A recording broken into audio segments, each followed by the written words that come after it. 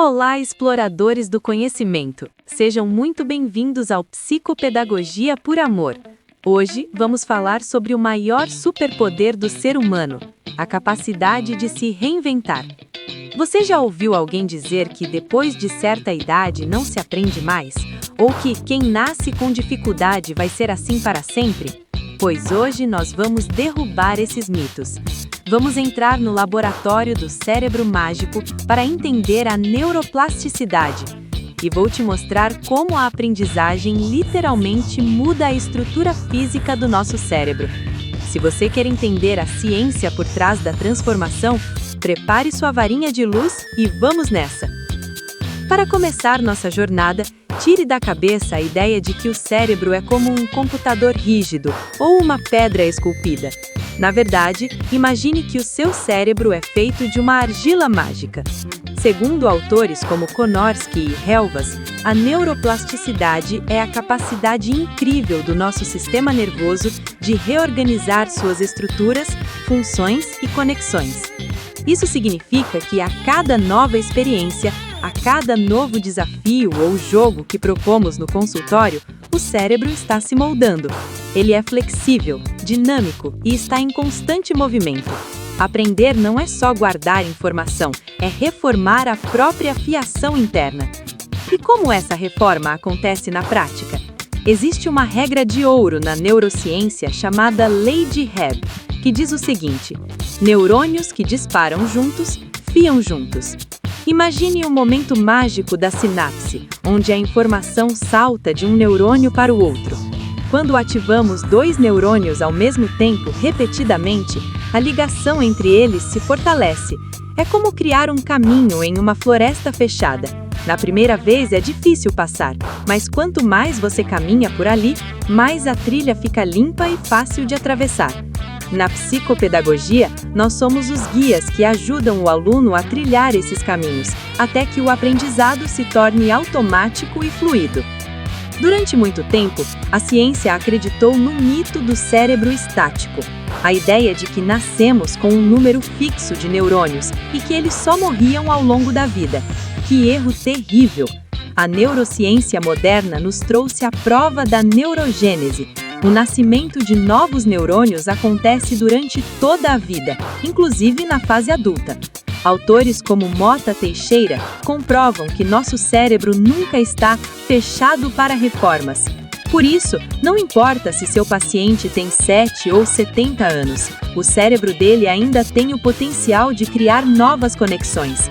O diagnóstico de uma dificuldade de aprendizagem não é o ponto final, é apenas o ponto de partida para uma nova arquitetura cerebral. A estrela desse processo é a sinaptogênese. Pense nisso como a construção de novas estradas e pontes em uma cidade que nunca para de crescer. Cada vez que ensinamos uma estratégia nova para uma criança disléxica ou trabalhamos o foco com um aluno com TDAH, estamos estimulando a criação dessas novas sinapses.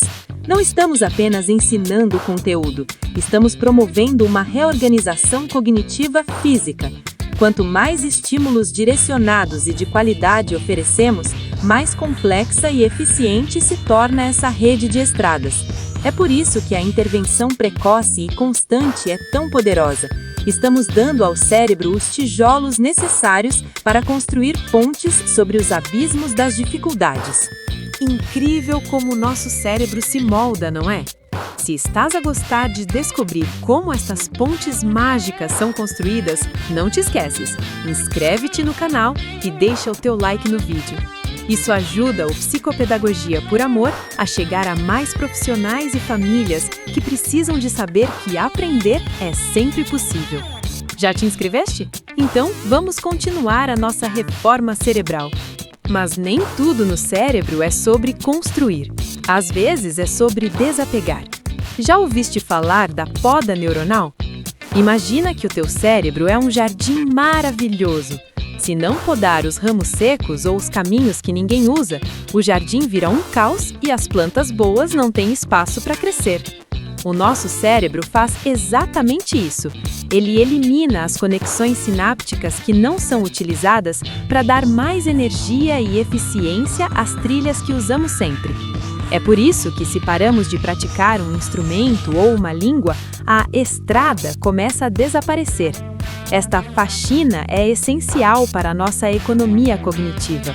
O cérebro descarta o acessório para fortalecer o que é essencial para a nossa sobrevivência e aprendizagem. Muitas pessoas perguntam: existe uma idade certa para aprender? A neurociência explica que temos os períodos críticos e sensíveis. Os períodos críticos são como janelas que se abrem totalmente na infância, momentos em que o cérebro está sedento por certas aprendizagens, como a linguagem ou a visão. Se a janela se fecha sem o estímulo, o esforço depois será muito maior. No entanto, a maioria das nossas aprendizagens ocorre em períodos sensíveis, janelas que ficam sempre entreabertas. Como Piaget nos ensinou, continuamos a construir estruturas desde o sensório motor até o operatório formal e além.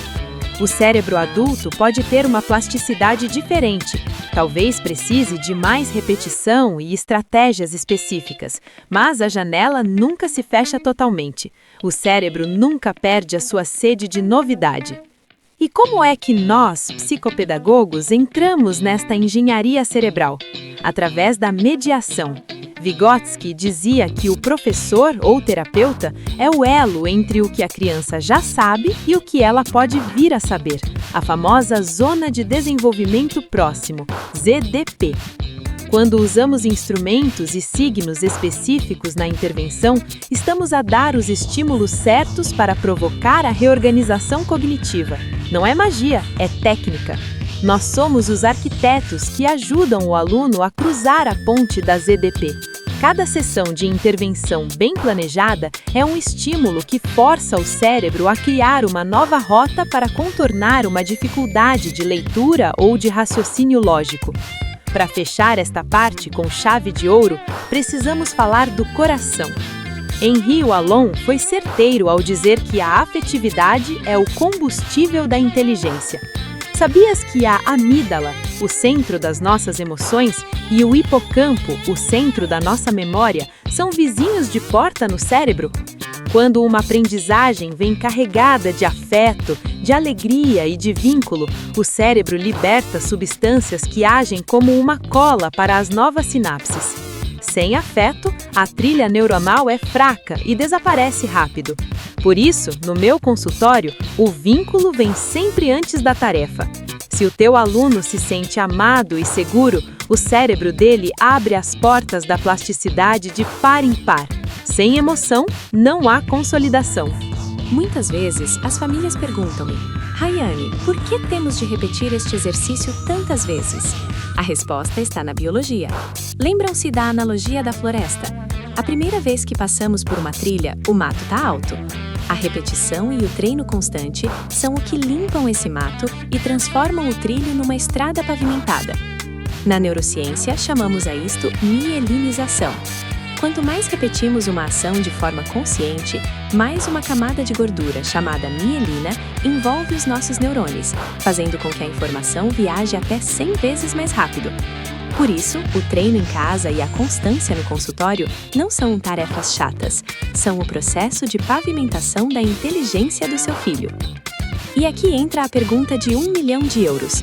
A neuroplasticidade pode curar a dislexia ou TDAH? Olhem bem para mim.